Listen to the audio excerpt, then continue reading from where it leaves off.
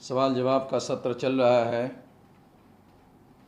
लोगों के सवाल लगातार पूछे जा रहे हैं, लगातार जवाब देने का कार्य चल रहा है। आज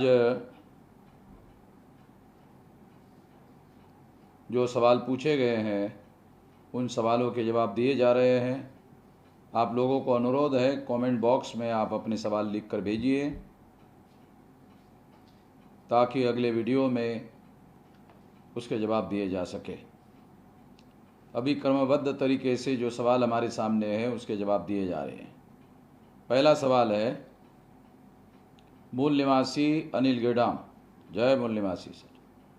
क्या भारत में कार्यपालिका, न्यायपालिका, संसद इन्हें स्वतंत्र रखने से सत्ता का विकेंद्रीकरण होकर असल लोकतंत्र अस्तित्व में आ सकता है? मार्गदर्शन कीजिए। असल लोकतंत्र स्थापित करने के लिए भारत में रिप्रेजेंटेटिव डेमोक्रेसी लाया जाना बहुत ज़रूरी है। भारत में पार्टी डेमोक्रेसी है और 5 पार्टियां नेशनल लेवल की ब्राह्मणों की है जिनकी संख्या 3.5% है, और इस तरह के पार्टी के द्वारा सारे लोकतंत्र पर उन्होंने कब्जा कर लिया है और लोकतंत्र के द्वारा पूरे सत्ता पर कब्जा कर लिया है। इसलिए भारत में रिप्रेजेंटेटिव डेमोक्रेसी खत्म कर दी गई है और रिप्रेजेंटेटिव डेमोक्रेसी को ख़त्म करने के लिए इसकी शुरुआत पूना पैक्ट से हुई है। पूना पैक्ट ने रिप्रेजेंटेशन के अधिकार को ख़त्म कर दिया और इस तरह से एससी और एसटी का रियल रिप्रेजेंटेशन का अधिकार समाप्त हो गया और नॉमिनेटेड रिप्रेजेंटेशन इस्टेब्लिश किया गया। And nominated by Brahmins. तो एससी एसटी के जो 131 मेंबर पार्लियामेंट है, ये जो नेशनल लेवल की ब्राह्मणों की पार्टियां हैं, उन लोगों ने एससी एसटी के 131 मेंबर पार्लियामेंट नॉमिनेट किए हुए हैं। दूसरा है ओबीसी के लोग। ओबीसी का भी नॉमिनेटेड रिप्रेजेंटेशन इन्हीं ब्राह्मण पार्टियों के द्वारा किया गया है और पूना पैक्ट का पार्टी लेवल पर, क्योंकि पूना पैक्ट ओबीसी को कानूनन लागू नहीं है, इसलिए पूना पैक्ट के सिद्धांत को पार्टी लेवल पर ब्राह्मणों के पार्टी ने लागू कर दिया और इस तरह से ओबीसी को भी पूना पैक्ट इनडायरेक्टली लागू कर दिया गया है। उसके बाद पूना पैक्ट माइनॉरिटी को भी लागू कर दिया गया है, इसलिए 85% लोगों के पास रियल रिप्रेजेंटेशन का अधिकार नहीं है। क्योंकि सारी नेशनल लेवल की पार्टियां ब्राह्मणों की है, इसलिए क्षत्रिय और वैश्यों की कोई पार्टियां नहीं है और ना होने की वजह से उनको उनके अंदर भी नॉमिनेटेड रिप्रेजेंटेशन है और इस तरह से सारे सत्ता पर अकेले ब्राह्मणों के द्वारा कब्जा किया जा चुका है। ये बात क्षत्रिय और वैश्यों को भी समझ में नहीं आ रहा है और इसलिए उनके भी प्रतिनिधि नॉमिनेटेड रिप्रेजेंटेटिव में रूपांतरित हो गए हैं। इसलिए भारत का जो डेमोक्रेटिक सेटअप है ये नॉमिनेटेड रिप्रेजेंटेशन पर खड़ा है, रियल रिप्रेजेंटेशन पर खड़ा नहीं है। जब तक भारत में रियल रिप्रेजेंटेशन स्थापित नहीं होगा और रियल रिप्रेजेंटेशन के लिए उस तरह का सिस्टम एडॉप्ट करना पड़ेगा जिससे रियल रिप्रेजेंटेटिव चुनकर जा सके, उसके बाद ही भारत में रियल रिप्रेजेंटेटिव के आधार पर रियल डेमोक्रेसी स्थापित होगी। मैं एक अमेरिका का आपको उदाहरण देता हूं। वहां पार्टी को प्रेसिडेंशियल कैंडिडेट चुनने का अधिकार नहीं है। प्रेसिडेंशियल कैंडिडेट चुनने का अधिकार वहाँ प्राइमरी होती है, यानी प्राइमरी इलेक्शन होता है। पार्टी का प्रेसिडेंशियल कैंडिडेट हासिल करने के लिए एक ही पार्टी के लोगों के बीच में लड़ाई होती है। पार्टी के जिसको सबसे ज़्यादा वोट पड़ते हैं उन्हें ही पार्टी का प्रेसिडेंशियल कैंडिडेट बनाया जाता है। इसका मतलब है पार्टी के पास प्रेसिडेंशियल कैंडिडेट के तौर पर कौन चुनाव लड़ना चाहिए, पार्टी के हेड के पास अधिकार नहीं होता है। उसी तरह से सीनेट कौन चुनकर आना चाहिए, सीनेटर, वो अधिकार भी पार्टी के पास नहीं होता है। और इस तरह से ये सिस्टम अमेरिका में एडॉप्ट किया गया है। जब प्रेसिडेंट चुनकर आता है और सीनेट में डिस्कस और डिबेट चलता है, उस दौरान राष्ट्रपति को सीनेट के डिबेट डिस्कशन में पार्टिसिपेशन लेने पर पाबंदी होती है। वो वहाँ एंट्री तक नहीं करता ताकि फ्री डिबेट एंड डिस्कशन हो सके और निर्णय हो सके। इसलिए बहुत बार अपने ही प्रेसिडेंट के विरोध में अपने ही पार्टी के लोग वोट देते हैं और ऐसे फैसले होते हैं अमेरिका में। इससे ये कहा जा सकता है कि अमेरिका में बड़े पैमाने पर डेमोक्रेसी को रिप्रेजेंटेटिव डेमोक्रेसी में स्थापित किया गया है, ऐसे कहा जा सकता है। भारत में ऐसा नहीं है। भारत में प्राइम मिनिस्टर भी नॉमिनेट करने का अधिकार पार्टी के पास होता है और एमएलए एमपी नॉमिनेट करने का भी अधिकार पार्टी के पास होता है। और पार्टी के जो हेड है उनको देश का राष्ट्रपति भी नॉमिनेट करने का अधिकार होता है। इससे पता चलता है कि भारत में डेमोक्रेसी की स्थिति कितनी ज़्यादा कमज़ोर कर दी गई है। तो इसलिए भारत में रिप्रेजेंटेटिव डेमोक्रेसी की ज़रूरत है और इस दिशा में बिल्कुल भी कोई काम होता हुआ दिख नहीं रहा है। आने वाले समय में इस दिशा में सारे देश भर में डिस्कस और डिबेट किया जाना चाहिए ताकि लोगों को समझाया जा सके। चंद्रकांत नागांवकर, जय मूल्यवासी सर।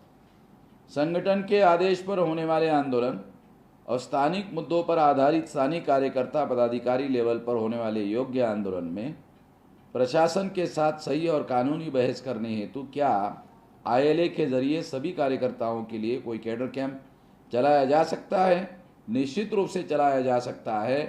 कानूनी जानकारी के लिए भी ट्रेनिंग चलाए जा सकते हैं। इच्छे सयान sir, what is the difference between Article 30 and 30A? Some peoples are misguided to the society about this. आपका जो सवाल है पूरे संदर्भ के साथ जो मिसगाइड करने वाले लोग हैं वो कौन से मुद्दे पर क्या मिसगाइड कर रहे हैं, पूरे विस्तार से लिखिए ताकि हम जवाब पूरे संदर्भों के साथ दे सकें। Sunit Kamle, dear sir, we have many organizations but not united. When we will come in political power. Sunit Kamle ji, आपके सामने काशीराम जी का उदाहरण है। महाराष्ट्र के लोग RPI के टुकड़ों को इकट्ठा करने के काम का ही आंदोलन चलाते रहे और इसी दौरान काशीराम जी ने अपना आंदोलन चलाया और उत्तर प्रदेश में अपनी सरकार बनाकर भी दिखाई। इसका मतलब यह है कि सत्ता पर आने के लिए सारे टुकड़ों को इकट्ठा आने की जरूरत नहीं है, इफेक्टिव लीडरशिप की जरूरत है। किशन लाल, नफरत फैला रही मीडिया के खिलाफ सुप्रीम कोर्ट ने याचिका सुनने से इनकार किया, इसके लिए अब वो लोग क्या कर सकते हैं, इस पर आप अपने विचार रखिए। मेरे जानकारी में सुप्रीम कोर्ट ने नफरत फैला रही मीडिया के खिलाफ सुनवाई करने से इनकार नहीं किया है। 4 हफ्ते का समय दिया है और सबूत पेश करने के लिए कहा है कि इसमें होने वाले समाज पर जो निगेटिव परिणाम है उसके सबूत आप पेश करिए और 4 हफ्ते के बाद फिर उस पर सुनवाई होगी। इस बात को आप थोड़ा सा ठीक से समझिए। Jaswinder Singh Khalsa, why doctor Ambedkar married to Brahmins lady, second marriage.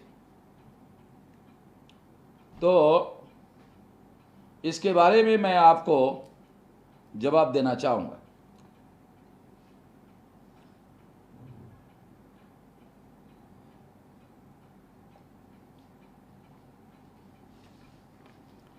बाबा साहब अंबेडकर को इंटेंसिव डायबिटिक की बीमारी थी और ये इंटेंसिव डायबिटिक उनको लगातार देश की मौलिक समस्याओं के ऊपर अध्ययन करने की वजह से हुआ था और इस बीमारी के हालत में उन्होंने 18 घंटे बैठकर संविधान लिखने का काम किया। इस वजह से ये बीमारी और ज्यादा बढ़ गई। इस वजह से बाबा साहब अंबेडकर को डायबिटीज की बीमारी इंटेंसिव हो गई थी। इस बीमारी के लिए इंसुलिन लेना जरूरी हो गया था और इंसुलिन देने के लिए कोई मेडिकल प्रोफेशन की लेडी होना जरूरी था। जिस लेडी के साथ उन्होंने शादी की वो इंसुलिन देने वाली डॉक्टर थी और इस वजह से, इस कारण से उन्होंने उसके साथ शादी की और इस वजह से अपने लोगों को उन्होंने आगाह किया कि मैंने ब्राह्मण लेडी के साथ शादी की। इसका मतलब ये नहीं है कि इस चीज का आप अनुकरण करो। इसके लिए नागपुर के एक मीटिंग, भंडारा के एक मीटिंग में सर्किट हाउस पर उन्होंने आगाह करने के लिए कार्यकर्ता को कहा था। प्रकाश वाघमारे, कोरोना की आड़ में सोशल मीडिया पर पाबंदी लगाकर हमारी आवाज दबाने की कोशिश की जा रही है, इस बारे में कुछ करे। मैं ऐसा नहीं मानता हूं कि सोशल मीडिया पर पाबंदी लगाई जा रही है। आप सोशल मीडिया का कानून के दायरे में रहकर पूरी तरह से उपयोग कर सकते हैं और हम कर रहे हैं। पीवी परमार, जय मूल्यवासी सर, आप टेलीविज़न पर क्यों नहीं आते? मेरा कोई टेलीविज़न नहीं है, इसलिए मेरे मर्जी पर निर्भर नहीं है। जो टेलीविज़न कंपनियां हैं वो हमें किसी टेलीविज़न पर इनवाइट नहीं करते हैं। इतना ही नहीं, भारत में जो प्रिंट मीडिया है और इलेक्ट्रॉनिक मीडिया है उन्होंने हमारी विचारधारा पर पाबंदी लगाई, जिस विचारधारा को मैं सबूतों के साथ विस्तार से लोगों को बताता हूँ। इस वजह से वो मुझे नहीं बुलाते। भारत मैकवन, जय मूल्यवासी सर, हमारे देश से ईवीएम कब हटेगा, उसके लिए क्या करना होगा? राष्ट्रव्यापी जन आंदोलन करने से हटाया जा सकता है। मुकेश दोहरे, सर हमारे मूल्यवासी वर्ग का राजनीति में लगातार अस्तित्व घटता जा रहा है, इसके संबंध में आपकी आगे की क्या रणनीति है? एससी, एसटी, ओबीसी और माइनॉरिटी के जो लोग हैं उनका राजनीति में प्रभाव घटता जा रहा है। उसका कारण ब्राह्मणों की 5 नेशनल लेवल की पार्टियां हैं और उनके द्वारा जो लोग एससी, एसटी, ओबीसी, माइनॉरिटी के लोग चुनकर जाते हैं उनको संसद में बोलने की आज़ादी नहीं है। बोलने की आज़ादी पर पाबंदी लगाना ही गुलामी है। इस बात को समझने की जरूरत है। श्री प्रसाद पवार, मैं श्री प्रसाद सिंह पवार, अनूपपुर, एमपी से। सर मेरा प्रश्न है कि बामसेव के वर्कर ग्रामीण क्षेत्रों में क्यों प्रचार प्रसार नहीं करते हैं समाज को जागृति करने के लिए? आपके जानकारी के लिए मैं बताना चाहता हूं कि देश में 6.5 लाख गांव है, उसमें से 1.5 लाख गांवों में यानी लगभग 20-22% गांवों में हमारी शाखाएं चल रही है। इसलिए ये कहना तर्कसंगत नहीं है। आप लोगों को नज़दीक में रहकर जानकारी लेना चाहिए या हमारे संगठन और आंदोलन से जुड़ना चाहिए।